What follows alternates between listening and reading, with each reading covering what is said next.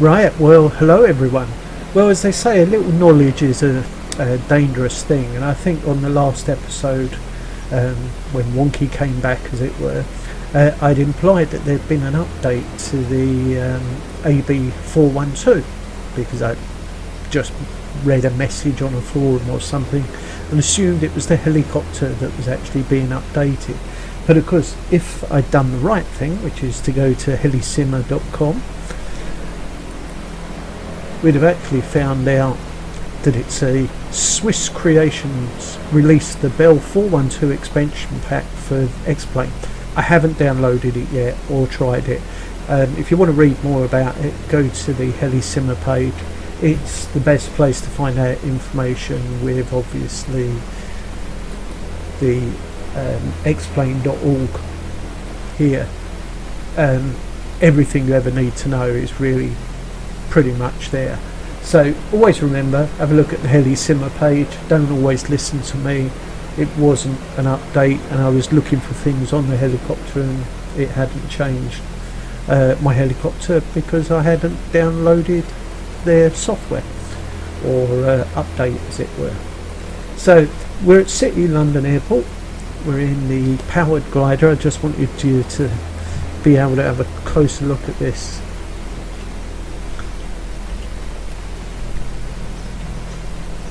On the screen,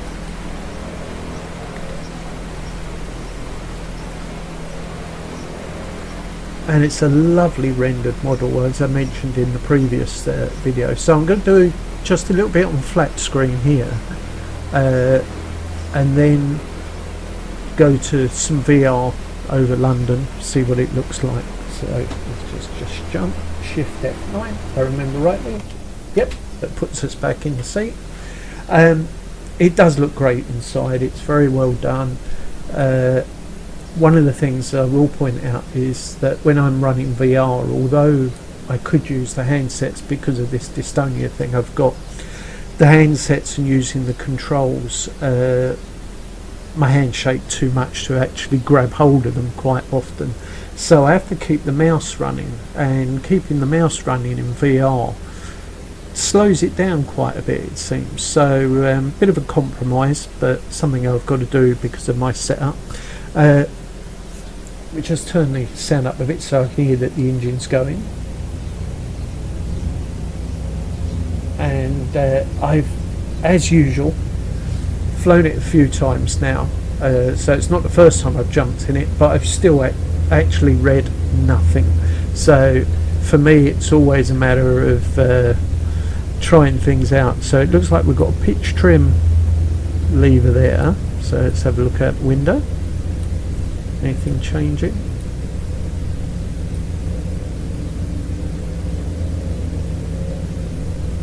Not that I can see, but that might in flight actually be different. So let's leave that back there. We've got air brakes, I think. Yep, there. Got the main brake there. So let's take the brake off, turn the engine up. I'm not going to apply any flaps or anything like that. I got a funny feeling this thing will just take off no matter what. Anyway, so let's get going and have a quick fly around, see what she's like. A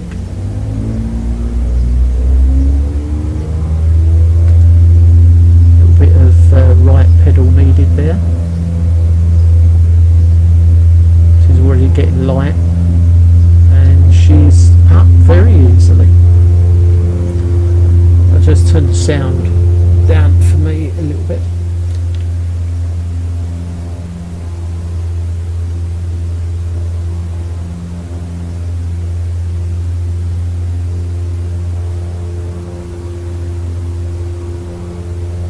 You see foot pedals move. It's interior, as always with their stuff, is very, very well done. You got the basic sat nav if you do need it, but if you know London, which obviously I do, let's cut the engine back a bit.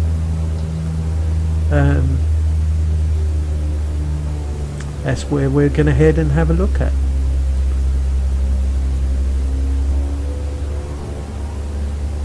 So as usual, me being fairly new to planes, and I'm getting to understand everything a bit more, and it's not that difficult. But what I'm tending to do a lot is to trim the plane by the throttle rather than maybe the pitch trims. So it might not be the correct way of doing things, but let's have a look to see what effect. Yep.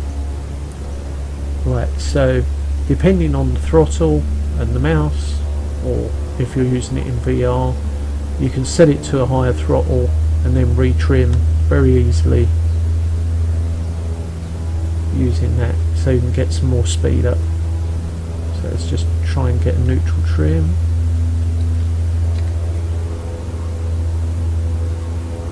Getting the occasional stutter at the moment. I'm getting about 34-35 frames with pretty much everything maxed out.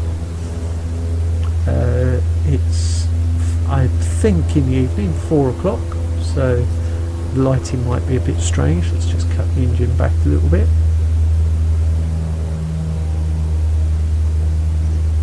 And as I mentioned in my last video, London really is starting to look very, very good. So I'm just going to go into the settings, pause it for a moment, because I've got a funny feeling that not everything is at full detail. No.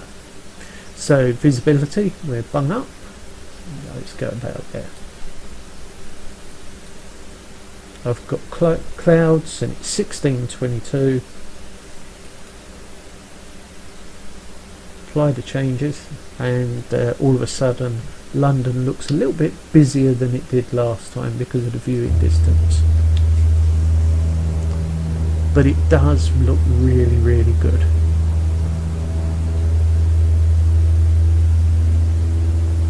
Now obviously it's not the place to go soaring, London, and luckily enough somebody sent me some locations in Wales that I'm going to go off to with this one and give a try. But I thought while I was doing nothing as it were this afternoon, I thought let's just jump in, start the blog, because as usual, if you're doing one a week, sometimes two, you do run out of material and stuff to do. You actually really have to start thinking about stuff. There's only so many places, only so many models, and then the rest of it becomes more along the lines of what we hope is going to happen with XPlane and the future of flight sims, which is what I'm very much interested in, is where it's going from here. Because my PC is a very good PC. I've got it overclocked to 4.7, got 32 gig of RAM, 1080 card, which is also overclocked, and the way XPlane runs, it doesn't utilise what I've got very well. So because it's an older design, probably everyone knows this anyway. So I think we're all waiting for this big update when it finally comes, and it makes full use of the processor, because at the moment it's certainly pushing the limits of my machine. Now we're getting 26 frames, not going very fast. Let's just drop down a bit.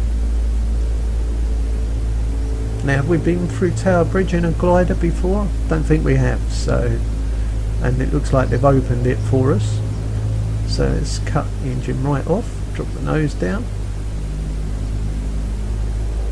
Probably completely the wrong thing to do.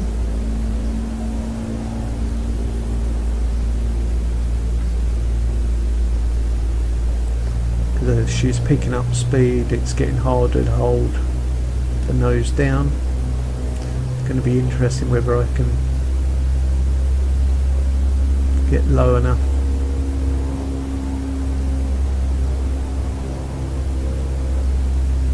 Bit of a jerk there, sorry, that was my arm shaking. Well, I would say we got through. Let's have a look. You see, even there on the even replay, getting a bit of a stutter there. The only thing I would say is if you start looking bottom left of the screen, how realistic is that looking now as a view? That is really, really good. That's starting to be, well, I suppose what we hope it would look like, the real thing. And Orbix have certainly done a fantastic job, and London is a great place to fly around, certainly if you're in a helicopter and that type of thing. And I think the nearest thing to it would have been the New York scenery, but I don't know, I think I'm starting to prefer London now than the New York, which I actually was my favourite scenery package. Well, you can certainly see I certainly did have to, even with the engine off, push the nose down here. This is my lack of airplane knowledge.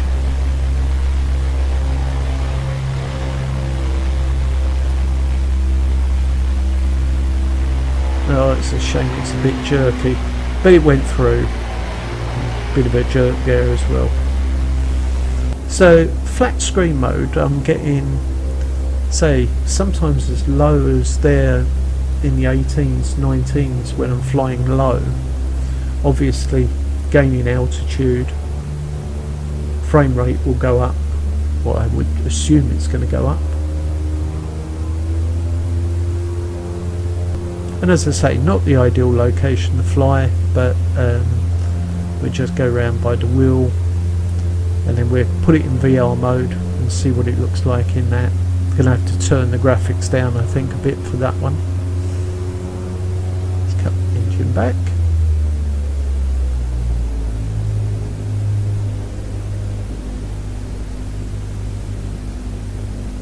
And a lovely evening view of London.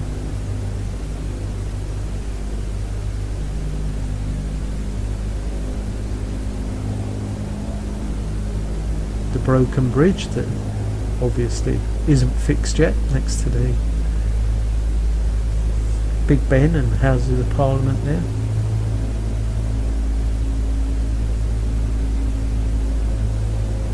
Right, so we'll call it quits there. And we go to VR mode, so I'm going to have to just start my Oculus debug tool. What I'm doing on this video is also just showing what I do when I'm flying. So first of all, you have to switch the number keypad back on, because I was typing it then and it didn't work. I normally run it at 1.5, sometimes 1.6. There is a field of view multiplier here that if you run Oculus Mirror, which is the full screen version rather than running it in the long view mode, you can put some figures in there, 1.2 in each of these, and you will get a wider field of view. So I'm going to try 1.2.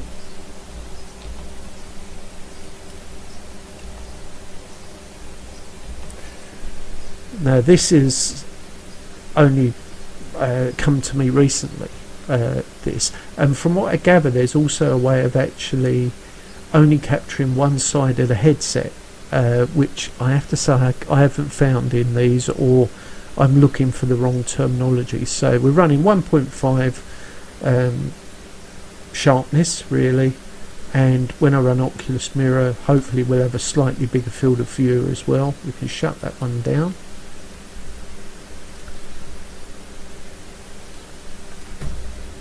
Open up Mirror, and of course there'll be nothing on there at the moment, and because I use the GeForce capture system, this I will expand to full screen and then I can capture that afterwards. So we then go in and I will turn part planes off, that all the way down to there. That normally will run in most locations in VR for me, not too bad. Fact that London seems to be stuttering a bit at the moment, maybe it might not, so we'll give it a go though. VR hardware, you're better off disabling the mouse if you can. I can't because of the problem I discussed earlier, where my shaky hands get amplified by holding the adapter and or handsets, and actually make it look worse, and no one wants to see that thing shaking around all over the place, so I keep it on mouse. And then it's really a matter of switching on VR hardware. It would take a while to boot up. I'll have to put the headset on, and then once that's done, switch over to the full screen Oculus mirror so that the GeForce software can record it. Right, so we're now back to the VR screen, so I can put on the VR headset. You'll probably see that move around all over the place, and with luck that's there. I can see the mouse done, and then it will reload the scenery, and with luck the settings that I've picked will run reasonably smoothly. But as soon as it goes live, I then have to switch to the Oculus Mirror main screen for my GeForce capture, because it captures the window that is full screen, and I have sat there before and recorded a whole episode of it in a small screen format. So it's just one of the things to remember, that if you're running certainly the GeForce capture software, Oculus Mirror, make sure you actually switch to the main screen and make it full screen before you start doing any videoing. And it seems to work really well, so fingers crossed. Right, so we should now be in hopefully VR mode, and this glorious cockpit looks so much better even with the Oculus. The detail at 1.5 I think it was set at, easy to read, lovely view. When I move my head left and right, I'm getting a very slight stutter, so let's head back.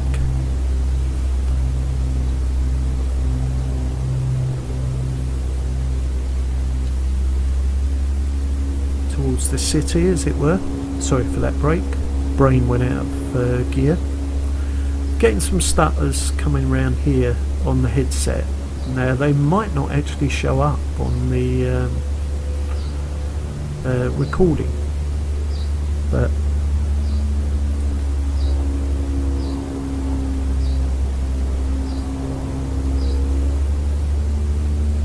at least it was a sort of brief idea just to show that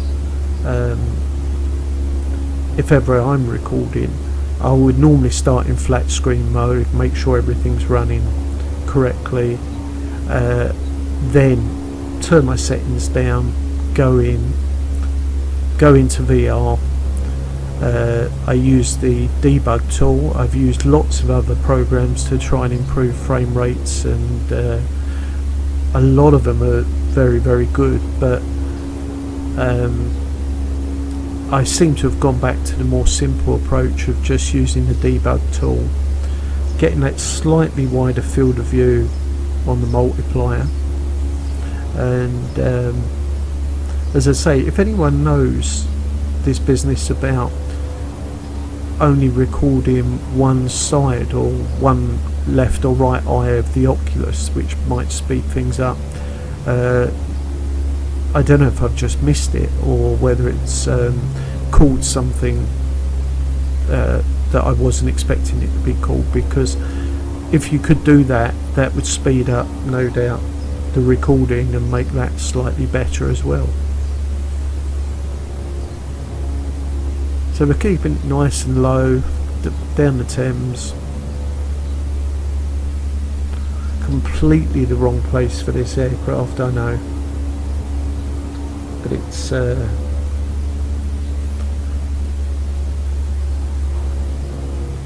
it was a chance to sort of just jump in and do something quickly. Now you're hopefully not jumping around too much. One day I'll do a video of my rig and set up how I've got it, because the chair I use used to be a sim racing seat, play seat as it were, for racing cars, and then when my problem came along, this dystonia thing, I've sort of had to make a V-shaped headrest that my head goes back into to hold it in place, as it were, because if not, if I lean it forward, my head will start oscillating a little bit, which is to do with this tremor business. So as long as I'm pushing back, sitting it in the V like that, can roll left and right quite comfortably, especially in DCS. I found when doing the fighters, trying to make a video and then leaning forward, looking behind me and things like that, it really does stutter and show the head tremor. But with one of these, in this mode, I can push my head back and take a nice sedate ride around London. And as I mentioned in the last video, the textures are getting better and better.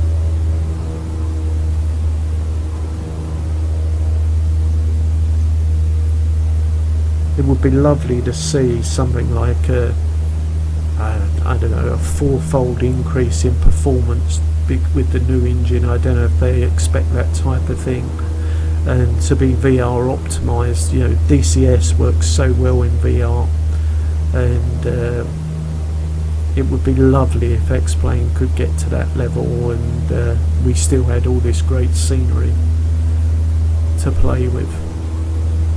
So we're going to go back, and of course we're going to go back like the way we came.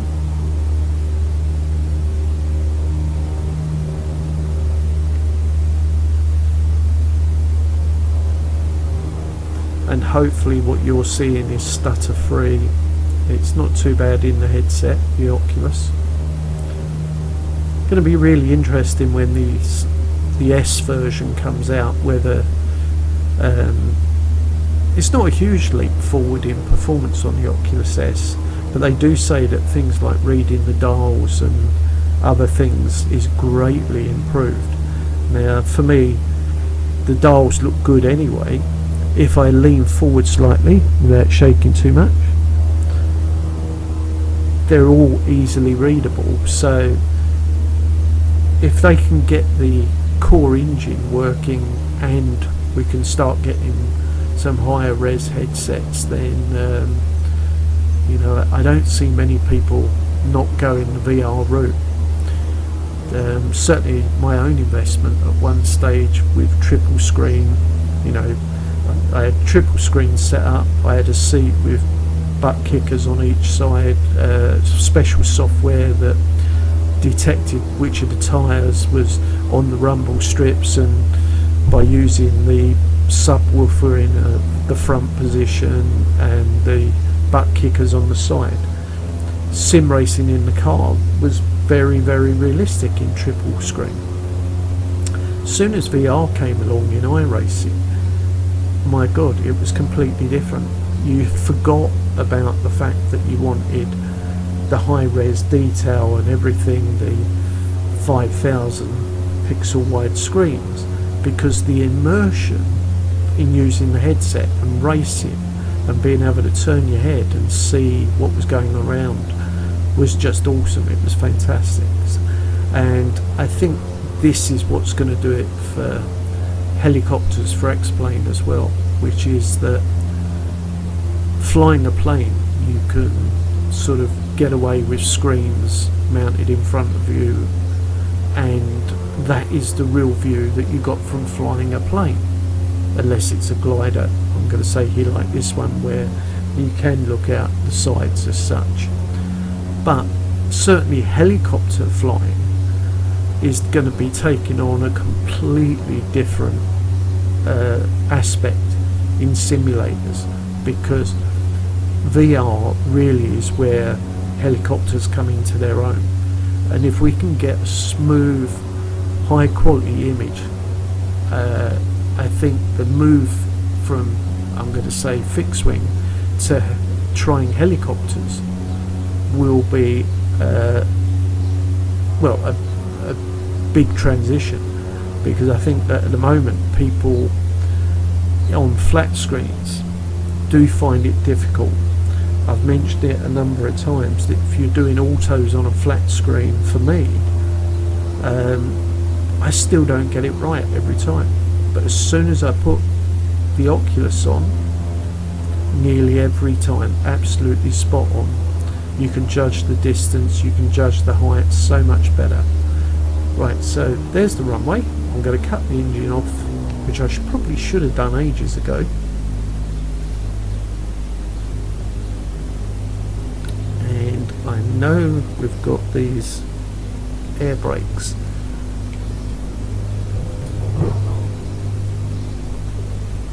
But are we going to need them?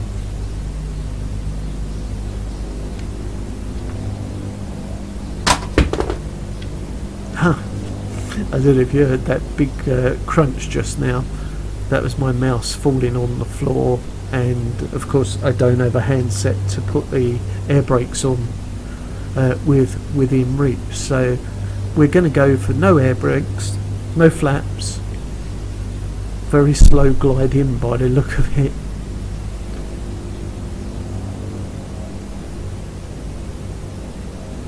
But it looks like we might be alright.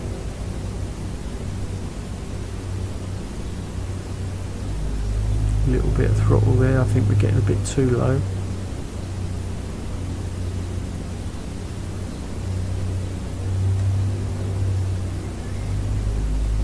Oh, it was a bit close, but I want to get close. Oh, a bit of a bounce. Oh no. What a disastrous end to... Well, we're not in flames, that's the main thing.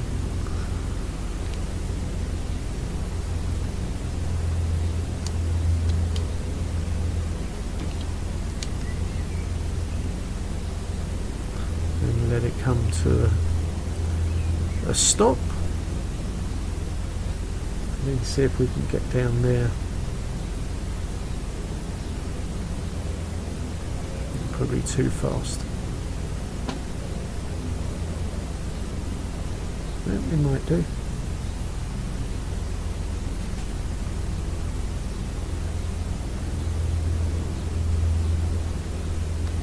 Now, I had severe stutters in the headset then, so again I'm not sure how well that would have come out, but we just taxi back to the main strip. Of course all the planes have gone because I put the VR headset on that we saw with the flat screen.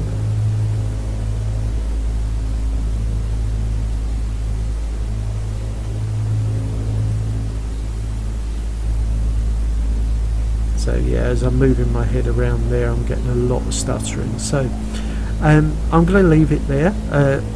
That's a sort of bit of everything really. A quick fly around London.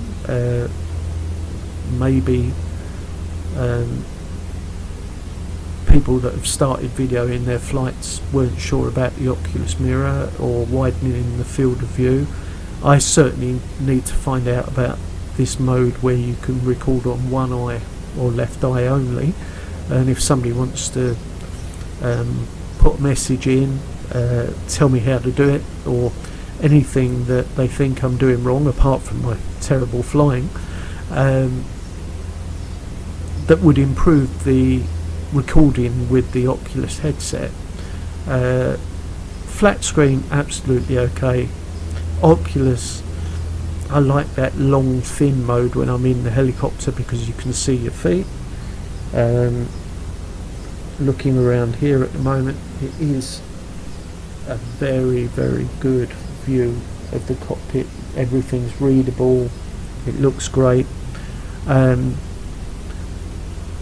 It'll be interesting to see how it's recorded and done. So it only leaves me to say thank you as usual for taking the time to listen to me babble on. I hope there might have been something in there about recording that you might not have known or do know. And if you've got any questions, please, put them in the notes section in YouTube at the bottom, and I'll come back to you. And hit that subscribe button. Over 100 now, so I'm well chuffed. And I'll see you all next week.